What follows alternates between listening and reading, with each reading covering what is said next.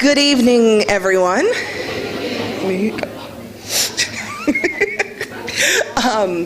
It's so wonderful to see so many faces out here.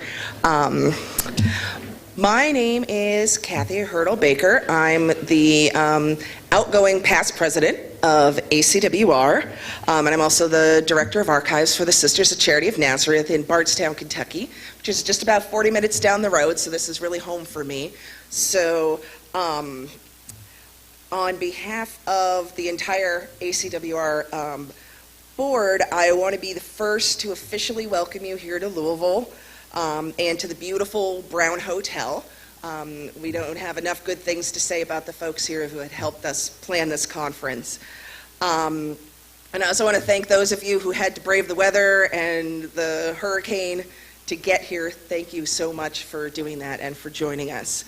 I'm honored and excited to officially open the ninth ACWR Triennial meeting. I believe that this year's theme, which is gratitude for the past and hope for the future, aptly encapsulates how we feel about our vocation as archivists and our mission to preserve the history of our communities. I hope that we can embrace these two ideals, gratitude and hope, as we meet together over the next few days and take what we learn and share here home with us to our sisters and our colleagues. So again, welcome to Louisville. We're so glad that you are all here to share in our spirit. So I'm going to turn things over now to our current president, Emily Reed.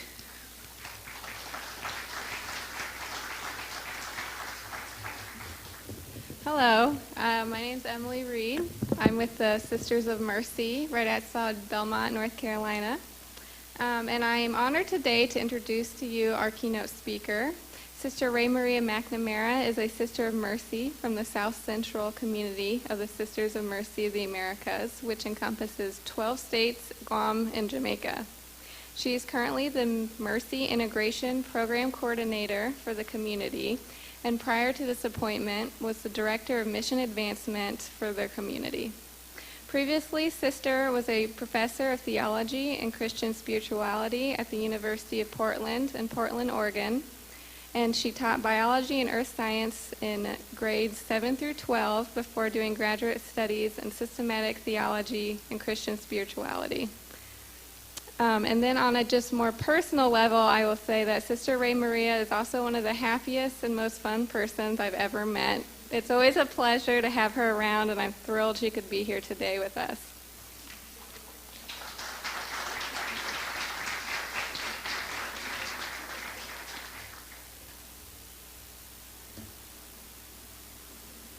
This is so I don't talk into supper, because we're going to be ready for supper, I know.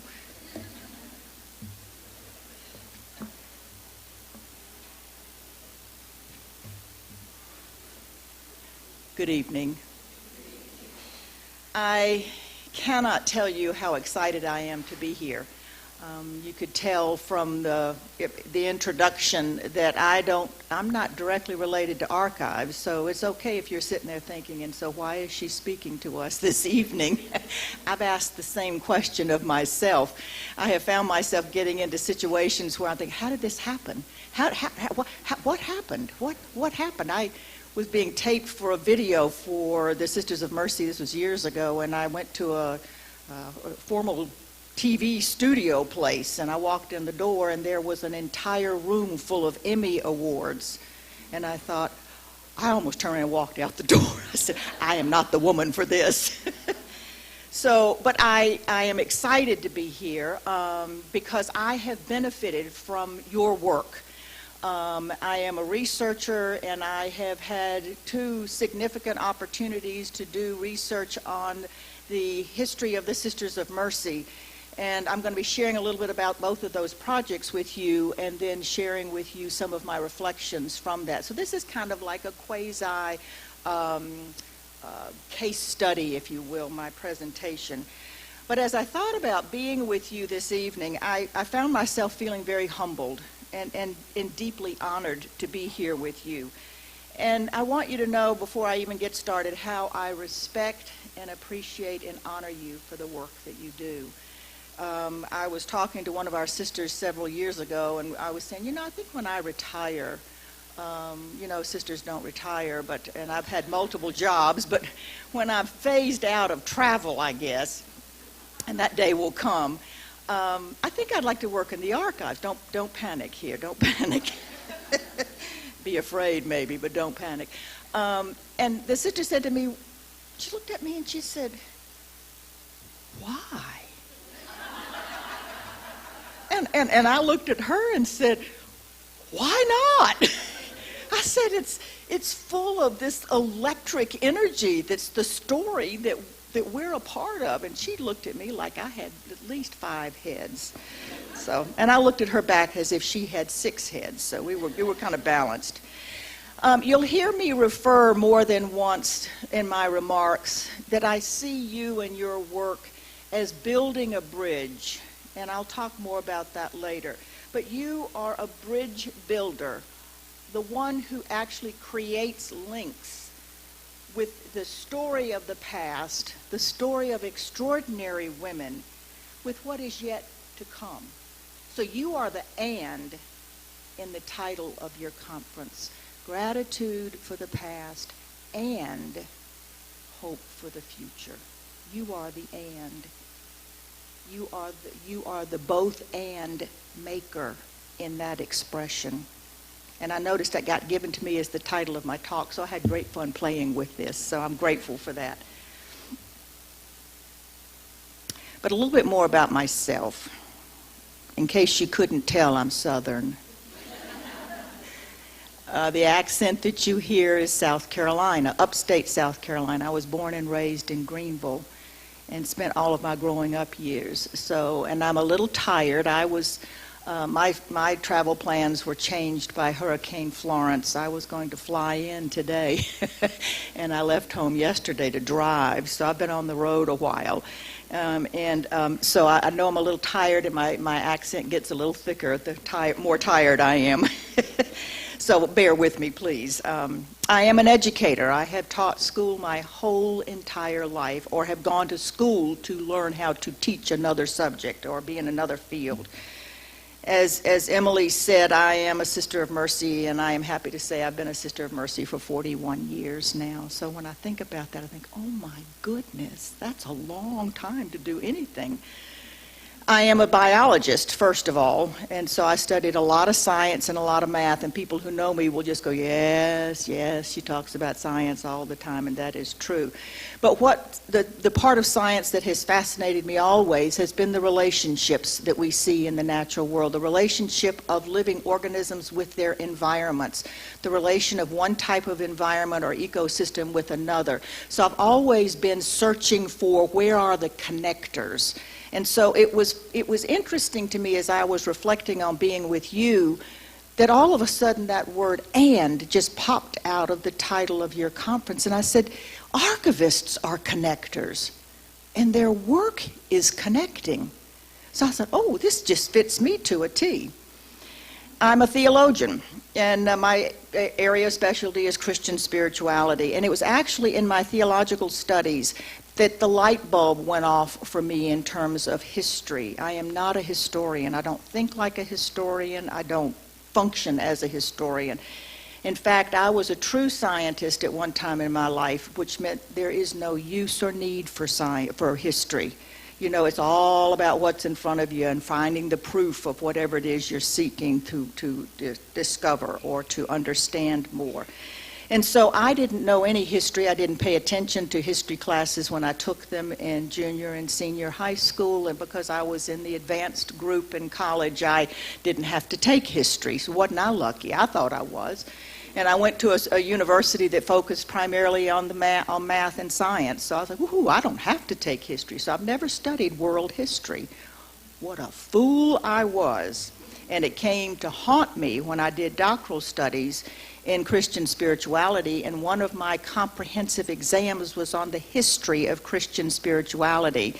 So not only did I have to read each classic text from the beginning, right after Jesus, up until now, and situate it within the context of church history and world history. I spent a whole year just reading, and I had to go back and learn some history.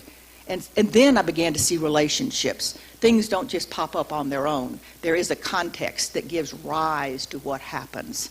So then that kind of began to connect with me.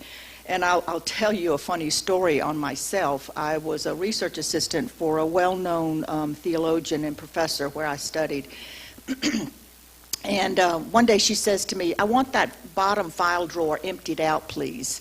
I've run out of file space, and I don't need any of this. These are my old talks, and I need more file space." So I said, "Oh, okay, I can do that." And I said, "Do you mind if I take the files and down to the classroom and go through them just to make sure I'm not throwing away anything that you might want to keep?" She said, "Oh, yeah, that's fine." So I go down there, and I start looking through the files, and I began to realize, whoa, these set of talks connect to this book that she wrote.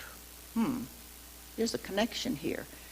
These set of talks are connected to this book that she wrote. And then I uncovered on a piece of paper this big a talk this sister gave when she was a young sister to a group of girls who were graduating 8th grade.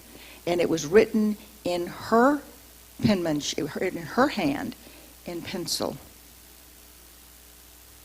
Now, there was something in me that stirred that said, I cannot throw this away. This is a treasure. So there was this budding interest in archives. It was happening in me organically.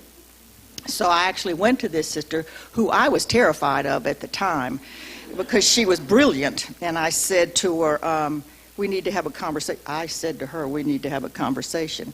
So I told her, I said, some doctoral student one day when you've gone home to God is going to want to do a dissertation on your seminal work. She says, "You think so?" I said, I know so. And I said, I don't want to be a footnote in that dissertation saying we do not have documents dating to such and such a time period because a research assistant threw them all away. I said, I don't want to be remembered as being that stupid. So I said to her, "Can you afford to buy me some supplies?" Well, she said, "Like what?" I said, "I have no idea." I said, "But if you'll trust me, I will go and talk to our archivist in North Carolina." This was before we became South Central. This was 20 some odd years ago now. And ask her to teach me how to preserve, at least temporarily, what's in that file drawer and send it to your archivist. And she said, "Do you think that's important?" I said, "Well, I'm not sure, but I am not going to throw these away."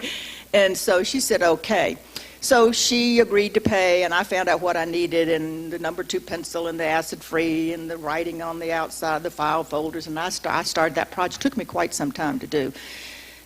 But in the meantime, she comes up to her office when I was working there one afternoon, and she said, "I was on the phone with our president over the weekend." And I said, "Well, that's very nice." And so she said, "She told me to tell you, you have more sense than I do."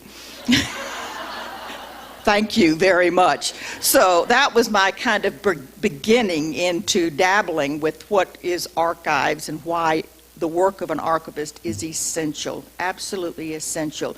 You are the story keepers, and I can't thank you enough for doing that. My project, as I said earlier, is to tell you something about my workings in archives and then to share with you some of my reflections. So my projects, I have 2 projects, and I have basically a day job and what I call my night job, although I don't do it at nighttime. I have to do it during the daytime. But I have a ministry that leadership has assigned to me. I have been missioned to do a particular project, and that's the project that Emily mentioned in her introduction, that my job is to design and implement a mercy integration program for our lay staff. We have stateside now, we have 10 retirement convents, and we have one on Guam and one in Jamaica. And in those retirement convents are our staff that South Central pays. That doesn't include our co-workers and our ministries. Those are separately incorporated. That's a little over 400 people. And then we have administrative staff that serve actually the work of leadership in Belmont. And there are, 35 or 40 people on the admin staff.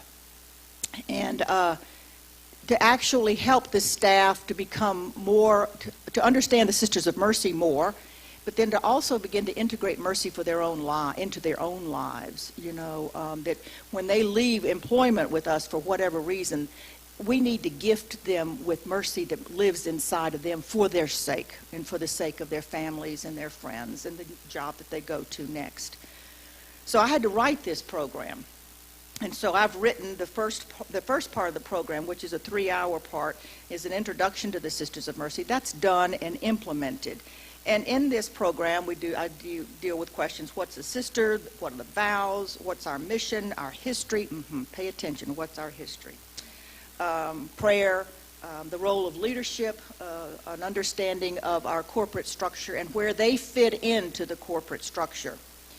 Then the second part, which I'm in the process of writing and implementing, is actually helping them to delve internally and find where mercy is, because mercy is God's gift to all of us. We don't own it. None of us owns mercy. It's God, it's who God is. God is mercy. And so mercy belongs to all of us, including our staff. And that kind of floors them when they hear that. I said, you get mercy just like we get mercy. And we have a responsibility when we receive it. So that's my first project. Now, telling the story of Catherine McCauley, our foundress, is actually very easy because we have this brilliant DVD. They just put it in the machine and it tells the story, And it's very inspiring, and I've seen it a bazillion times, and I never get tired of it, and I learn something new every time about Catherine, and the staff love this DVD. So I said, I don't have to do any research on that.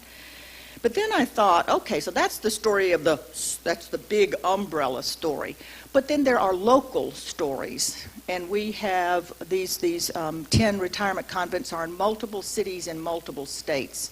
And so I began to think and realize, I said, okay, there's the Catherine McCauley story that is part of our legacy, but there's the story of the sisters in St. Louis, and then there's the story of the sisters in Barling, Arkansas, and in Mobile, Alabama, and Savannah, Georgia, and Baltimore, Maryland, and Belmont, North Carolina. How did those sisters get there? Who invited them? Why were they invited? What was it like when they came? We're talking about 1800s. And so I decided that, first of all, I can't tell those stories. And so I asked local sisters who live or entered those particular areas to tell the local story. Now, my reflection is the impact that local story had on me and the staff. So stay tuned. So that's my day job. My night job, that I kind of fell into by accident, is 2 years ago, actually 2 years ago last week, but who's paying attention to the calendar, I was invited to work on a committee that would be responsible for putting together a heritage room for the former North Carolina community of the Sisters of Mercy. Our history is a little bit different than a lot of other mercies, but we don't have a heritage room. Our history has never been written down either. We have an annals account of the early history, which is hysterical, and I love it. I just love the way this sister told stories. But it's an annals, and it's anecdotal. She'll write in there, and she'll say, okay, I'm picking my pen up. I have time to write, and it's been, 2 years since I wrote the last time. Don't trust the dates, she says. I'm not sure I'm remembering the dates all that well. And I thought, in the past 2 years, you've created a myth here that's bigger and broader than the actual historical facts. But it's a fun piece to read. And then there is a dissertation that a sister wrote of the early history. But again, is to me, as a researcher, so where's the supporting evidence here? And so stay tuned to that, because that opened up a whole bunch of doors. So I thought that I was being invited to serve on this committee to simply say I was going to share my thoughts and ideas, and I was going to support the work of everybody else on the committee, because I walked into the first committee meeting, says I'm not an archivist and I'm not a historian. And somebody looked at me and said, but you can write. I said, well, under my breath, I said, yes. And you love research. And I said, well, yes, I do that. So, but I figured I have an all-consuming job already. So I'm there to offer support and ideas. That was what I was going to do. Well, as we all know, we need to always be suspect of our assumptions. They can get us into trouble very quickly. And I have to admit, I wasn't so wise. And so I learned very early on that I don't have an understanding of our early history, as we were talking about the early history in the room and how we wanted to focus, what we wanted to focus on. So I just boldly asked the question one day. I said, so what is the focus for this room? Well, there was dead silence in the room. I said, oh, no, she's asked the big question. I also asked to see the space. Now, the space is a beautiful room, beautiful stained glass windows, beautiful room. It's this big, teeny tiny. And I said, whoa, this can't contain any scope of a history. So there I sat, innocent, so I thought. And before I knew it, I had volunteered. I'm not sure how free the volunteering was, to do the research and to compile the information on our early story, which was, it was determined by this group that was going to be the focus of the room. So that launched me on my first true visit to our national archives, which is where Emily is, and is in Belmont, thanks be to God, because I have, there have been days when there's a path going from my office to that building. I was acutely aware that I am not a historian, although I've been told I can tell a good story. I did not know what kinds of questions a historian or an archivist would ask. I didn't know what lenses an archivist or a historian would use to shape research. That's very important. I know what a scientist would do, and I know what a theologian would do, but I was clueless. So I very quickly found myself feeling totally overwhelmed and poorly suited for the task. And so I said, I'm going to face plant on this project. I'm going to be a total failure here. And I thought, well, maybe that's good. I can get out of doing this. But I hot-footed it down to the Heritage Center and met with the archivists there. And doors started to open. It was amazing, not only the willingness of these women to sit with me while I cried and screamed and threw myself on the floor, said, I can't do this, to actually opening up not only the evidence and the links to the story, which is how I look at what you are working on in terms of what the concrete things that you are working to preserve. But they also helped me to shape the questions. And I am happy to say that after 2 years, the text is written, the storyboards are designed, also with a lot of help from our archivists, and they are in the hands of the fabricator. And by the end of this year, 2018, we will open our heritage room. So I am very, very proud of that, and can't wait for folks to come and see. So, it was an enormously exciting project, and I learned tons about history. I learned tons about our archivists and their value, your value, and maybe I've learned how archivists possibly might shape a question or a research project. So those are my 2 projects. Now, some of my reflections. Some of what I'm going to say to you, you're going to say, well, yeah. But keep in mind, these are new learnings for me that I think need to be underscored and need to be shouted from the rooftops, that this is how you spend your time, which I think is remarkable. First of all, I was amazed at how organized everything is. I mean, highly organized. Differently than I would organize something. But those finding aids, I've learned the right word. It's not what cataloging system do you follow, but it's what your finding aids are.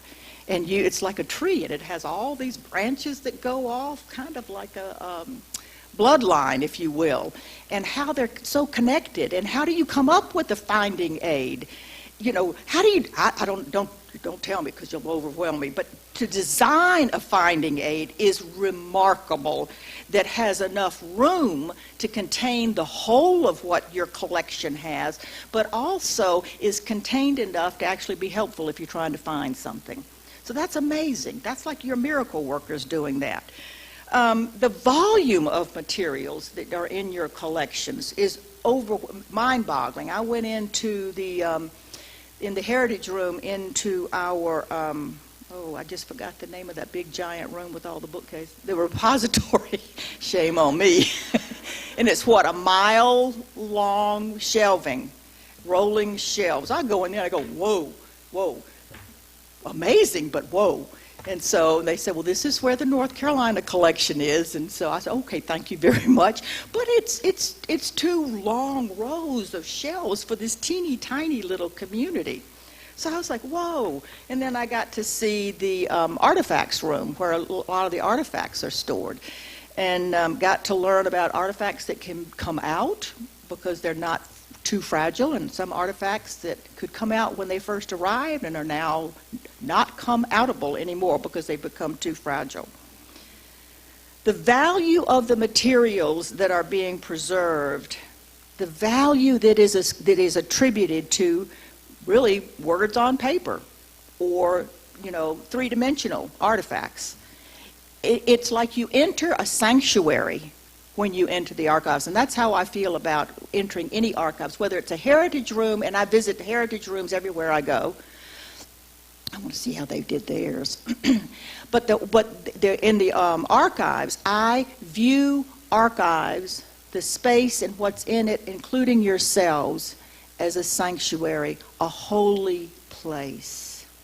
That without you and your work, part of what is my legacy as a Sister of Mercy, I would have no connection to, and what a loss, what a loss.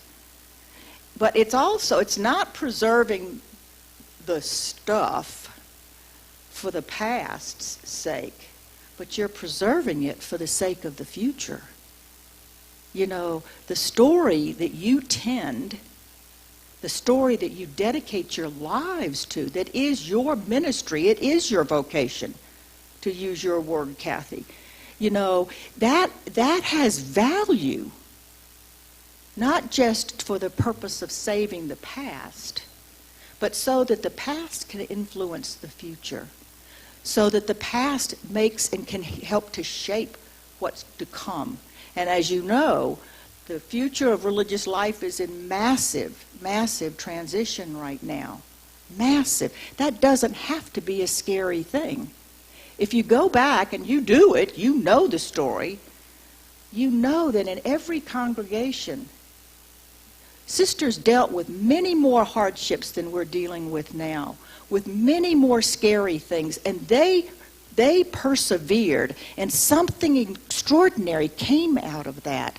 That story needs to be promoted and needs to be accessible because it inspires not just communities, members, but it's an inspiration for the world. And it's your job, it's your vocation, your ministry to do that. And if I could get away with genuflecting to you, and I'm in a group that knows what that means, I would. I have to be careful sometimes. My Catholic side comes out so strongly for reason. I was also struck by the knowledge and the passion that archivists have for the story.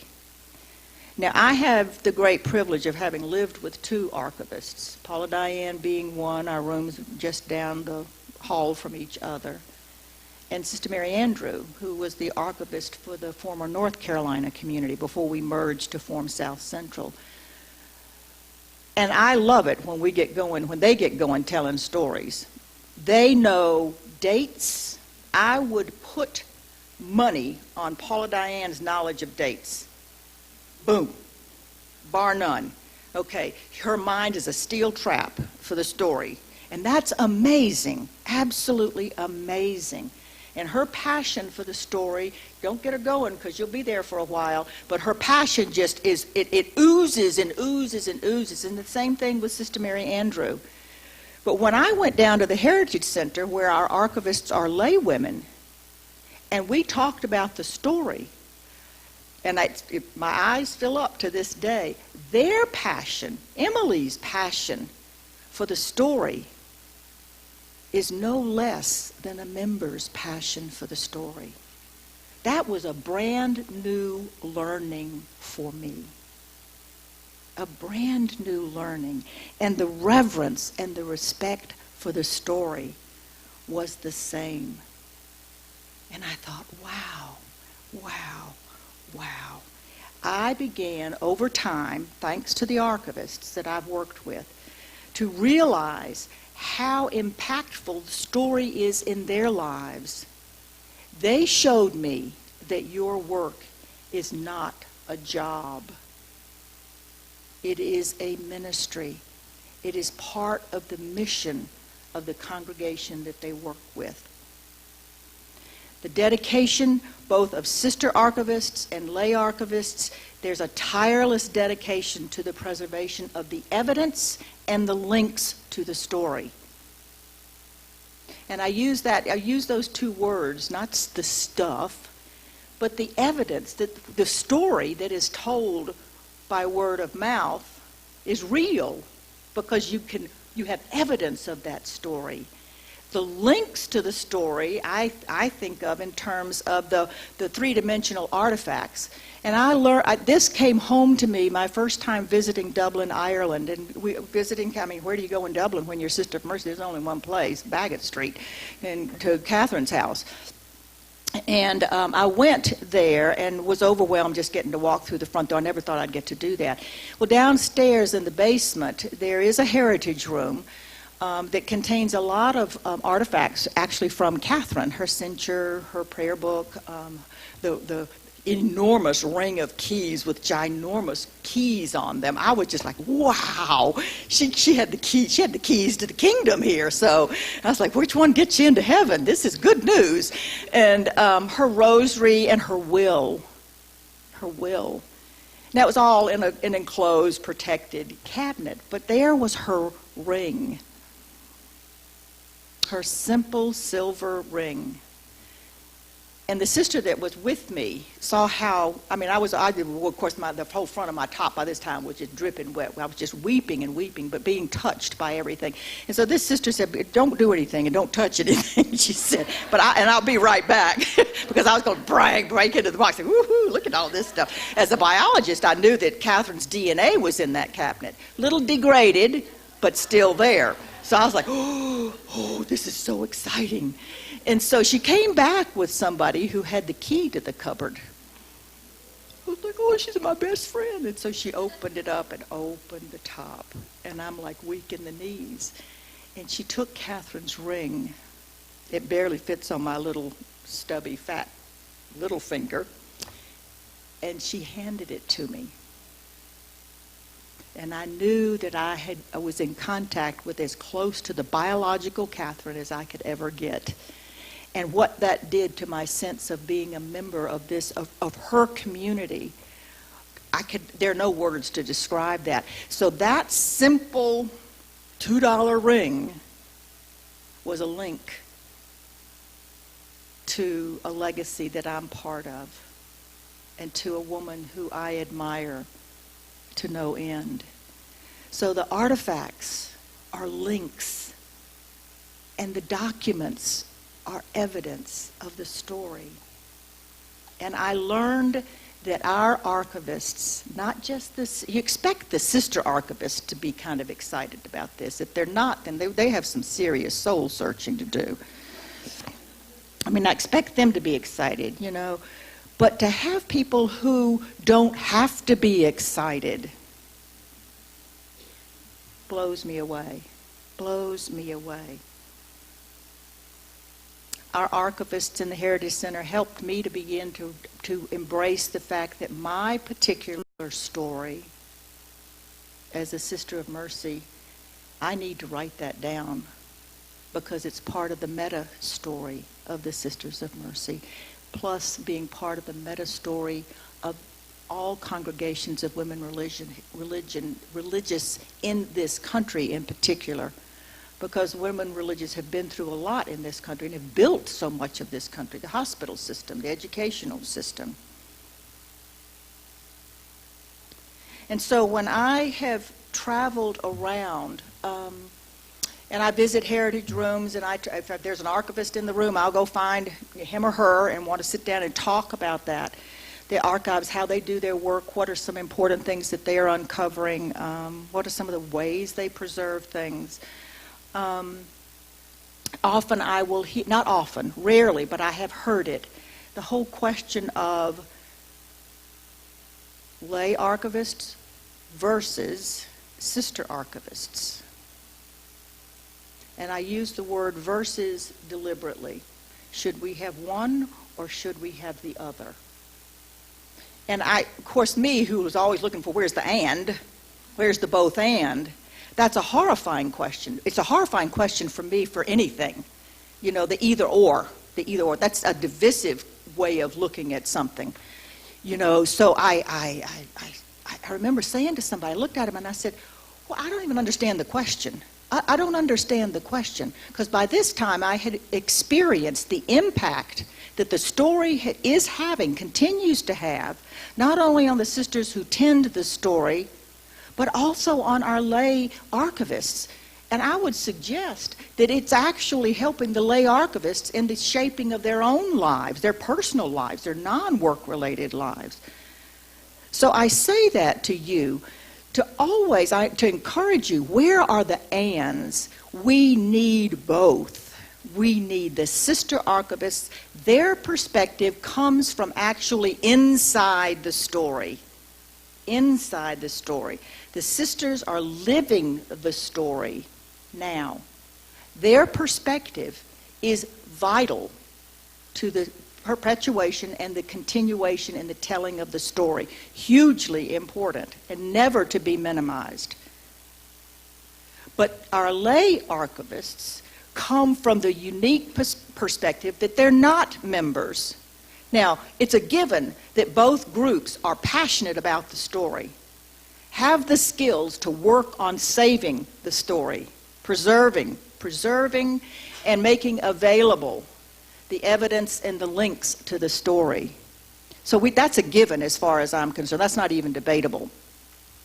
But we need both perspectives. We need what it looks like, what the story looks like from someone who's not living the life. I don't like the word outsider, but somebody who's not living the life. They see things that we who are so close to it may miss.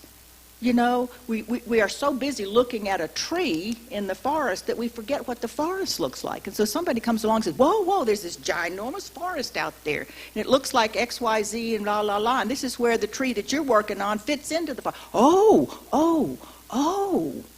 So it's the both and. Both and. My life is deeply enriched by being in contact, both in a working relationship and I would like to say friend relationship too, by both. Invaluable, without question.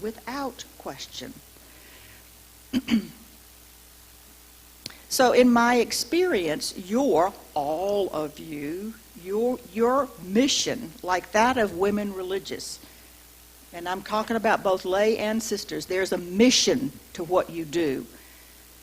And it's to preserve the story, and I use the word story, not the past, because people say, well, the past is dead and over. No, archives are alive and vibrant and ecstatically exciting. There's some sisters who think I've gone around the bend for the 4,000th time. That's okay. But your work, just like women religious are called by God to serve the people of God, okay, through our various works. All archivists, your mission is to serve the present for the sake of the future. You know, so what does the story look like now? And how has this story been influenced now by the past? By what has come before, but what does it mean? What's the meaning making going forward about what about the future?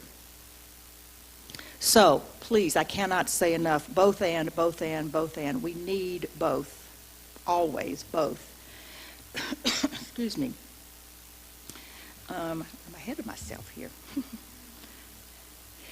When I think about what I've learned from our archivists, both sisters and our lay archivists, I have come to learn that archivists must have a humble and generous heart. A humble and generous heart. A humble heart that can admit, I need help from what the other has to offer. And I need to be humble enough to name that. And I need to be humble enough to go and say, I need your perspective. Share with me whatever the topic is from your perspective. Because I need that. Generous-hearted in that we must be willing to share what we know, to share from our perspective. Not only to share, but to have an open heart enough, a generous heart that's open enough to receive what the other has to give us. And so I think that this whole business of being an archivist is also a spiritual process.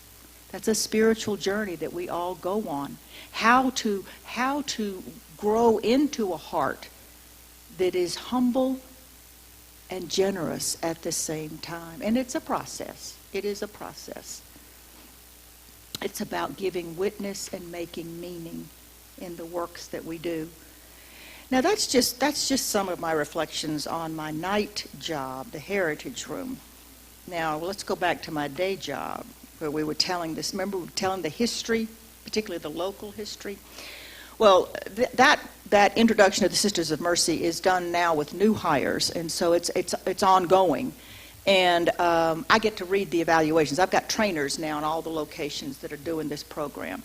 So I get to read the evaluations. And without exception, 100% of the evaluations that I've read now for over a year, almost a year and a half now, all say to the open-ended question, so what did you love or what did you enjoy learning the most? The story, the story, the story, the story, the story, the story, the story. I said, well, Lord have mercy, I could have done one hour session and it had been over with this project. The story has inspired them, and they'll say that it carries the potential for transformation. Now, this reflects directly on your work. That it provides, actually the supervisors have told me that they've noticed a difference in their staff from before they've taken this class and come in contact with the story, and then after, that they see a peace in the staff, a joy in the staff. I hear staff, I will read staff saying, I feel like I am connected to a bigger purpose now. I feel like I can make a difference because I'm connected to this story. And because we tell these stories not to say, here's our story, and you're not part of it. God, we can't do anything without lay people. So we depend on our lay staff to do things that we cannot do and are not trained to do. I want to make mercy a part of my life. And so how has this helped me to understand more about our stories?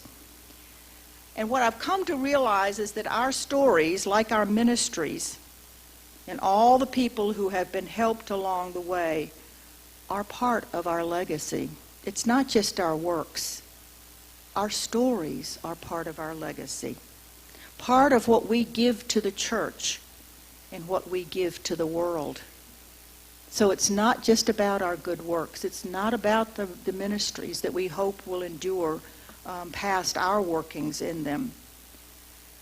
Our story is how we can help to articulate hope for and in the future. And Kathy, you made reference to this in your remarks. Think for a minute about all the charisms that are just in this room alone. You've heard me speak about mercy, probably ad nauseum at this point. But that's our charism, is mercy. It's our name and it's our charism. So think a minute. What is the charism of the congregation that you serve or the congregation that you're a member of? What is that charism? If we were to go around this room now, which we are not going to do, it might be an interesting exercise to do at some point, and share the charism of the community that you're connected to. At the end of the sharing, we would have a glimpse, just veiled, but a glimpse of who God is. Because a charism is simply God's gift of God's self. God is mercy. God doesn't do mercy. Well, God does do mercy. I'm going to wait for the lightning to strike. But God is mercy. God is charity. God is compassion. God is healer. God is teacher. We model everything that we do on who we know God to be through the life of Jesus. And so our charisms are simply a reflection of the who of God. And so when we talk about our charisms, that it's God's particular gift to a religious congregation or to a person for the purpose of using that gift in service to others. God is the source of our charism. We don't own our charism. And I get very uncomfortable when people will say, when our staff will say things to me like, well, you know mercy. I was like, ooh, I am learning just like you are. Don't, please, the lightning will be looking for one of us tonight. And I don't claim to own or to know mercy. The charisms are gifts from God that are intended to be given away in service. How? Through our ministries. Through the works. Our stories are the account of how we have and how we continue to live out our charism. That's why they're so inspiring. Because really our stories should really point to the who of God, lived out in the lives of extraordinary women. But it's all going back to the gift giver. So while the story is about our sisters, the life of the congregation or the life of the order, the stories do not belong to us. Especially they don't belong to us to be put under a bushel basket, parentheses, locked in an environmentally protected room or building, close parentheses. Our stories are meant to be shared with the church, with the people of God. That's part of your mission, part of your ministry to the church, not just to the congregation you work with and for.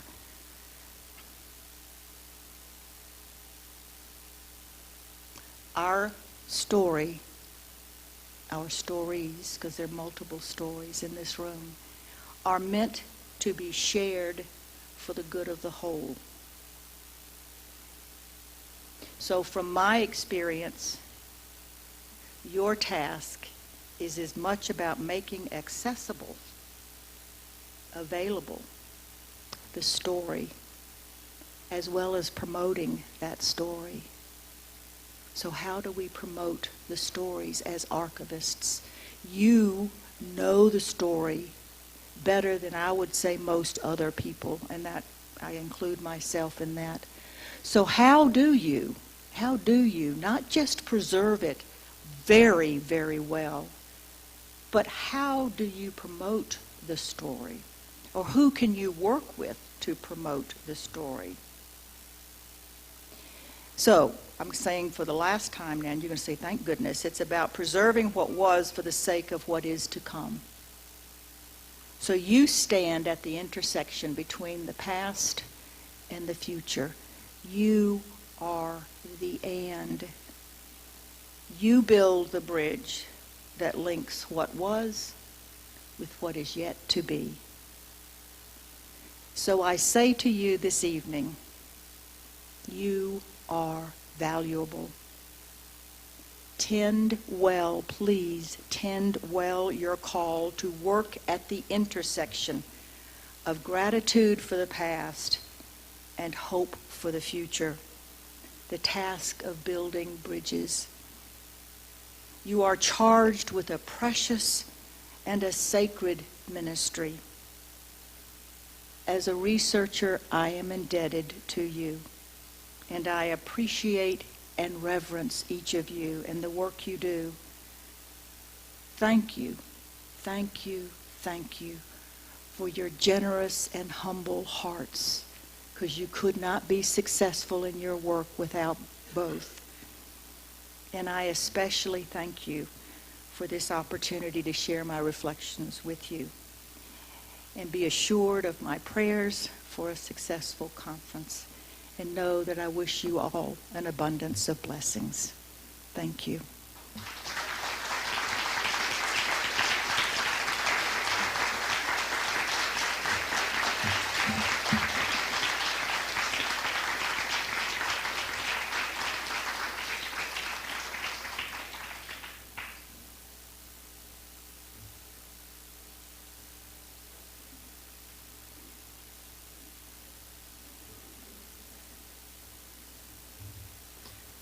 Thank you so much.